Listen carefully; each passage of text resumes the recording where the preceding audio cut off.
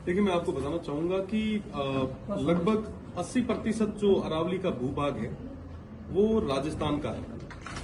और आप देखेंगे कि जिस तरीके से 20 नवंबर को जो एक जजमेंट जो आया है, और उसमें जो 100 मीटर से कम की जो पहाड़ियां हैं उनको अरावली में कंसिडर नहीं की गई है।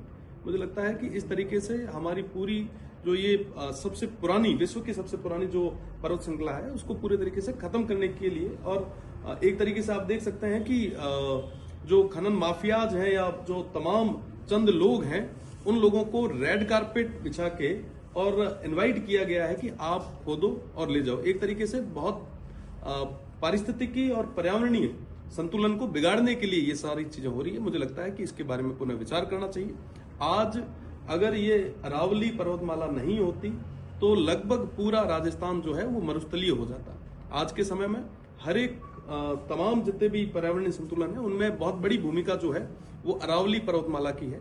आज जो भी साथी जो इसके लिए लड़ रहे हैं हम पूरे तरीके से उनके साथ में हैं, और निश्चित रूप से सरकार को पैरवी करनी चाहिए और ये जो जजमेंट है इसके बारे में पुनर्विचार की जरूरत है। बीजेपी से बात हुई, उनका ये कहना है कि कोर्ट का आदेश है, हमारी तरफ से इसमें कुछ नहीं किया गया, तो इसको किस तरह से आगे बढ़ाएं? देखिए, सरकार की जिम्मेदारी होती है कि वो जनता की बात को मजबूती के साथ में कोर्ट के सामने रखे और अपना पक्ष और जनता का पक्ष मजबूती से रखने के का जो काम है वो सरकार का है।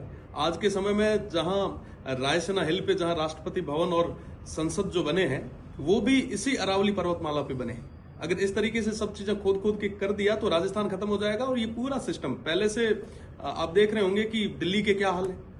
आज हवा वहां पे इस तरीके की है कि हवा के अंदर जहर है, और अगर ये अरावली और तमाम चीजें अगर हमने खत्म कर दी तो आने वाले समय में यही हाल राजस्थान के हो जाएंगे। आप पहले ओरण गोचर आपने खत्म कर दी, खिजड़ियां आप आए दिन काट रहे हैं, फिर आप अरावली को पूरे तरीके से खत्म कर रहे हैं। आप चाहते क्या हैं? एक तरफ तो आप लगभग 250 करोड़ के आसपास जो है आपने फंड अरावली को डेवलप करने के लिए 2025-26 के बजट में दिया, हरित अरावली विकास परियोजना आपने नाम दिया, और दूसरी तरफ यही अरावली अगर आपकी खत्म हो जाएगी तो आप मतलब चाहते क्या है? आपकी बातों के अंदर जो है मुझे लग रहा है विरोधाभास है।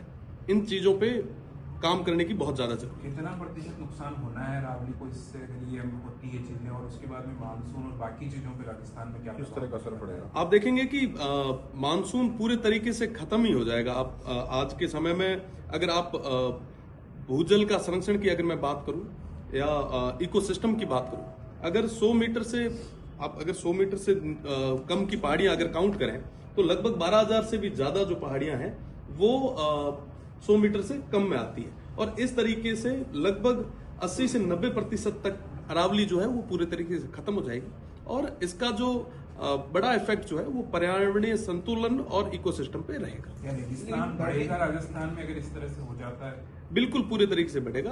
अरावली जो है वो रेगिस्तान को और मरुस्थलीय तमाम चीजों को रोकने में एक बहुत बड़ी भूमिका उनकी रही है। और साथ ही साथ अगर इस तरीके से अरावली खत्म होती है तो निश्चित रूप से इसका एक विषम परिणाम जो है वो हम सभी को। आपकी तरफ से एक बार बता दीजिए कैसे विरोध जताएंगे, कैसे क्या करेंगे अगर सरकार आगे नहीं बढ़ती है? हर तरीके से विरोध जताएंगे और निश्चित रूप से प्रदेश और केंद्र की सरकार को इस बारे में सोचना चाहिए। भाटी जी, एक तरफ तो क्या है कि हम गुरु शिखर की बात करते हैं, उसी गुरु शिखर को छोटा करने का प्रयास किया जा रहा है, लेकिन क्या है कि सरकार अपने खनन जो पट्टे दे रही है उनमें कई बार घोटाले भी पकड़े गए हैं।